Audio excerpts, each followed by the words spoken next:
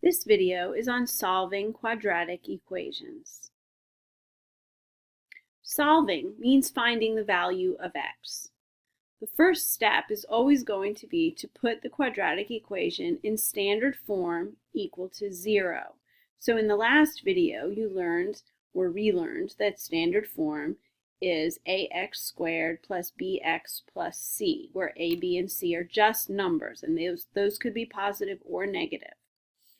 So all we're saying is make sure that the right side of the equation is equal to 0. If there's anything else there other than 0, use the rules of algebra to move it to the other side. The second step to solve a quadratic equation, there's really two options. Your first option is to factor and use the zero factor property to solve, and we'll review what that means in a moment. The second option is to use the quadratic formula to solve. While the quadratic formula can be used in every case, it's often easier to do factoring quite quickly once you're good at it. So let's take a look at the first example here. In this first one, we're going to factor and solve. And so the given equation is 3x squared minus 10x equals negative 3. We're not quite in standard form yet. So to put this in standard form, we're going to add 3 so that we get 0 over here on the right. But what we do to the right side, we also have to do to the left side of the equal sign. Since this isn't a like term already on the left side, we just end up with a plus 3. And now this looks exactly the way it should. I have an a equal to 3, b equal to negative 10, and c is positive 3 equals 0. Great, we have standard form. At this point, you should always try to factor. Do your belt buckle.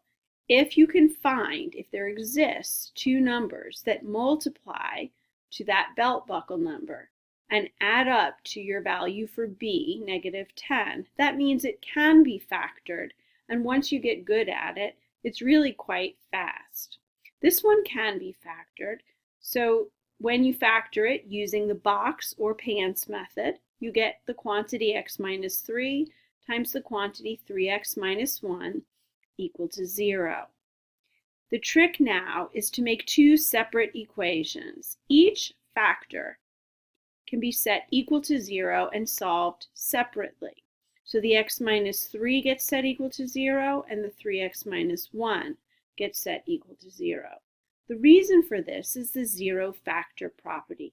Anytime two things are multiplied together and we're told that they're equal to 0, one of those two things must be equal to 0 for that to happen. Remember, multiplying by 0 always results in 0, no matter what the other value is.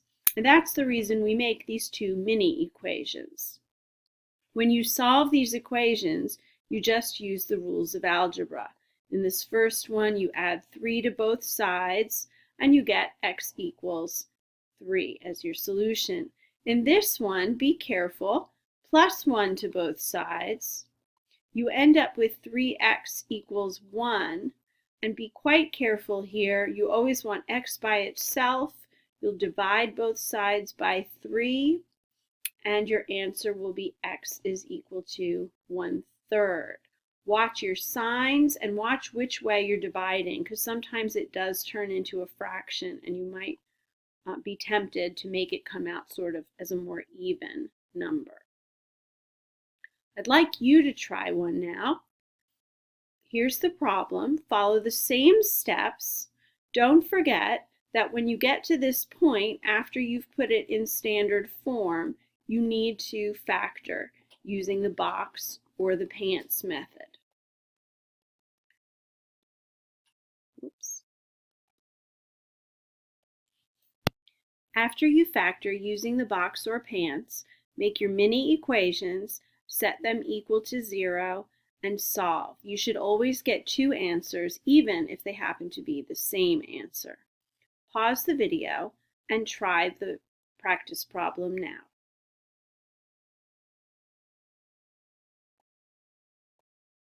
Okay, you should have completed the practice problem, I hope, on your own.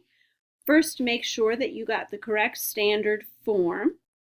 And then, as long as that's right, see that you factored correctly. If so, make sure that your two mini equations were set up properly and then solved properly. Our solutions are x equals -3/2 and x equals -2. Make sure you write down any questions you have if you couldn't figure out where you went wrong on your own. The next method for solving a quadratic equation is using the quadratic formula, which you see in the upper right of the screen. X is equal to -b plus or minus the square root of the quantity b squared minus 4ac, and the whole thing is over 2a. So you can see that the result gives us the value of x, but in order to plug everything in properly, we must be in standard form, and we must make sure that we identify the quantities a, which is 7 in this case, b, which is 8 in this case, and c, which is 2 in this case. Now we have all positive numbers. You're going to have to be very careful. If there are negatives, make sure that you put them in your calculator with parentheses around them. We're going to simply plug everything in here. -b plus or minus the square root. Be careful here to write it out. We can put it in the calculator separately. It's important not to lose anything. B squared is 8 squared, which is 64, minus 4, and then I like to put a times c in parentheses here. It helps me to make sure I don't lose anything. 7 times 2 is 14, and the whole thing goes over 2 times a. A is 7, so 2 times 7 is 14. Now, it's best to put just what's under the radical in the calculator so that you can make sure that nothing goes wrong, because it's a lot to put in all at once. So do 64 minus 4 times 14. 4 times 14 is 56.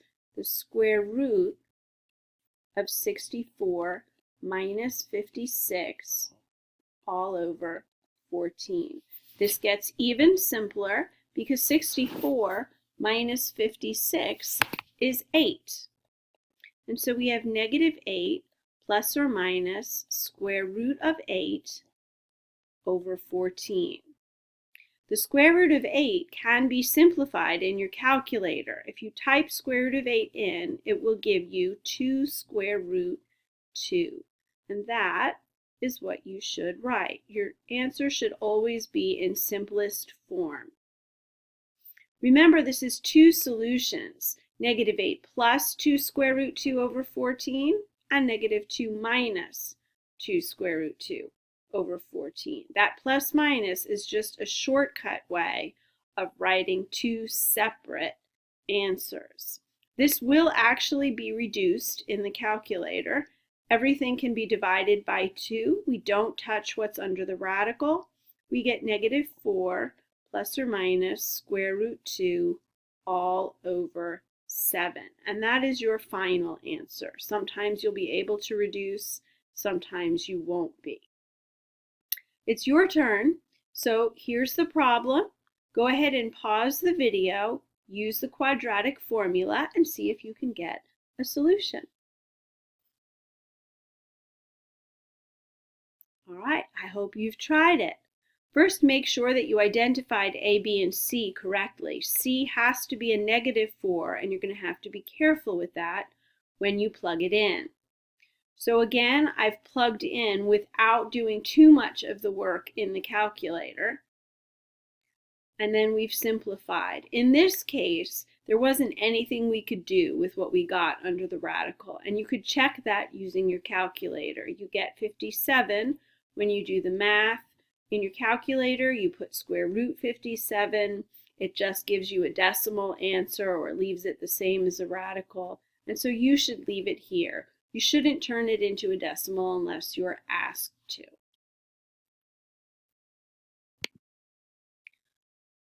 For the summary today, we want to ask the question, how do you know whether to just factor or factor and solve, or use the quadratic formula to solve? The answer to that question is that if there's an equal sign in your problem, you're going to need an equal sign in your answer, which means they're asking you what the value of x is, or any other letter that they use in place of the x. Remember to always put the equation in standard form first. If you can factor, do that, make mini equations, and then solve them. If you use the quadratic formula, don't forget to do the plus and the minus versions of that.